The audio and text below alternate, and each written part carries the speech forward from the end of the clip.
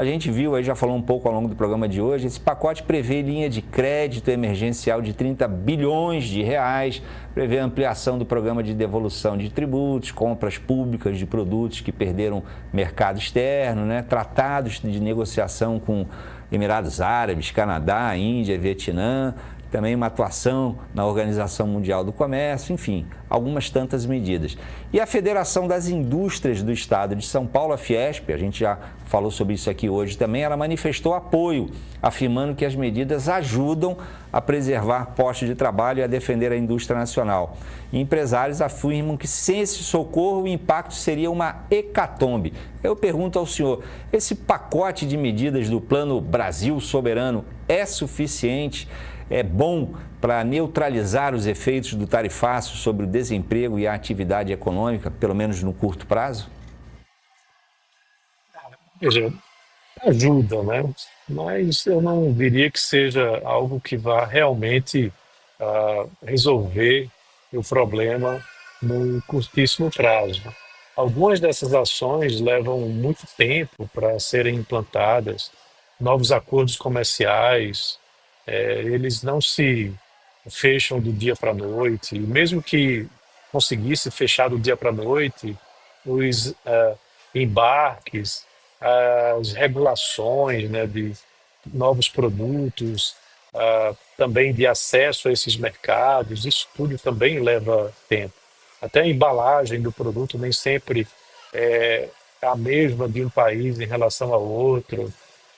Também falando de OMC, isso é muito mais um movimento político do que realmente efetivo. Você não vê a OMC trazendo decisões que, nos últimos anos, tenham causado algum impacto significativo no comércio entre os países, determinações que possam reverter cenários como esse. E o próprio presidente Trump ignora muito esses organismos internacionais, né, como a própria ONU, a FAO, a OMS, e não seria diferente com a OMC. Medidas para redução de impostos são sempre bem-vindas, né? A carga tributária brasileira é muito alta, apesar de que muitos desses setores, ao exportar, na sua etapa final da produção, já tem uma desoneração, né? Isso é um benefício que é dado às empresas brasileiras, e aí na cadeia produtiva é onde vai ter esse crédito, né? Essa redução de imposto a pagar, o que traz também um alívio. Mas não adianta você ter uma redução no imposto a pagar se aquele mercado consumidor lá dos Estados Unidos aumentou uma tarifa num patamar tão alto que torna o produto brasileiro pouco competitivo na comparação com outros concorrentes. Isso pode acontecer com o café, pode acontecer com o açúcar, pode acontecer com diversos outros itens. Então, talvez também não traga uma efetividade tão relevante. Vender no mercado nacional é outra iniciativa que é interessante, porém ela também não pode trazer um impacto significativo, não deve trazer um impacto significativo via compras governamentais. Nem tudo que o Brasil vende lá para os Estados Unidos tem demanda nas compras governamentais. A gente viu aí algumas matérias de diversos meios de comunicação falando de, por exemplo, uma fábrica de equipamentos de exposição de sorvetes e de fabricação de sorvetes. O governo vai comprar esse tipo de máquina? Não vai, né? Então a indústria ela está em uma situação muito complexa e provavelmente deve sair do país, né, deve ir lá para os Estados Unidos ou para algum outro país, aqui talvez dentro do Mercosul, que não tenha essa mesma escalada tarifária de 50% que a gente está vendo aqui. Então, eu estou falando tudo isso por quê?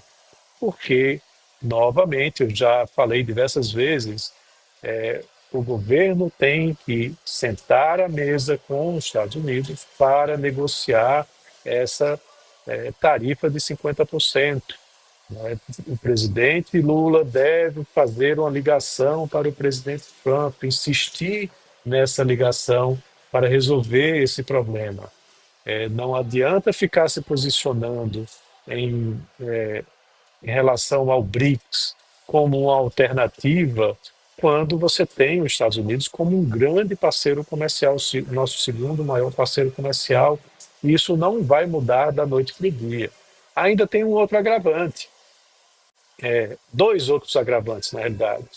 Os membros do BRICS vêm negociando com os Estados Unidos. A China acabou de ter uma suspensão de aplicação de tarifas de 60 dias, né, entre Estados Unidos e China, que é fruto de negociação entre eles.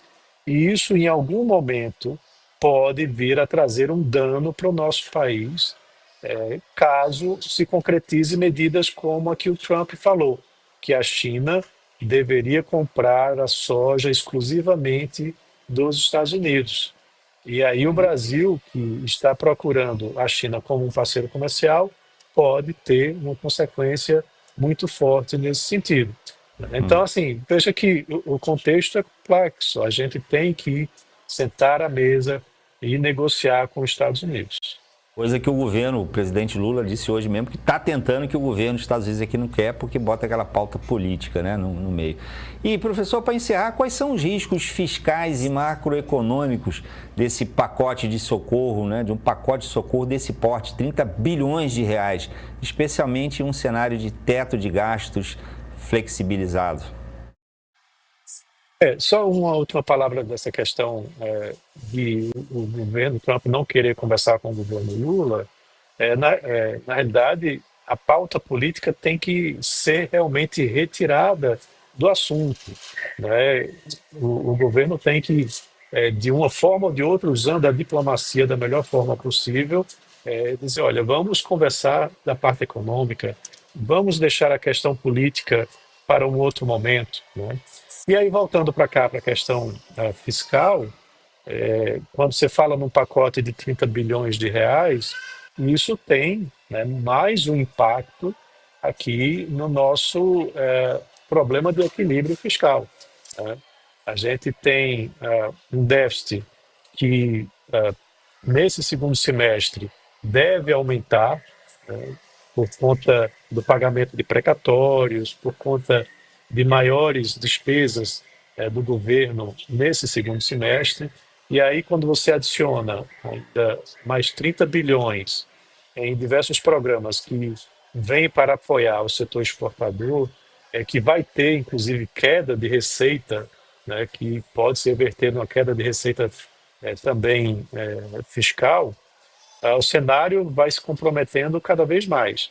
Mesmo que você coloque isso como uma despesa fora do arcabouço fiscal, no final das contas, o dinheiro tem que sair de algum lugar. E a conta vai ficar ainda mais negativa, o que vai aumentar ainda mais a elevação, a relação dívida-PIB, né? O que dificulta a redução dos juros futuros aqui do nosso país.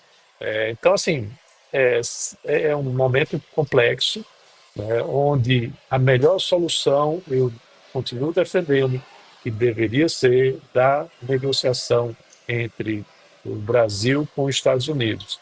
O Brasil precisa realmente entender, né, que os Estados Unidos têm um hard power, né, ou seja, tem um poder econômico relevante e que precisa baixar a guarda, né, e sentar, procurar continuar essa discussão com os Estados Unidos.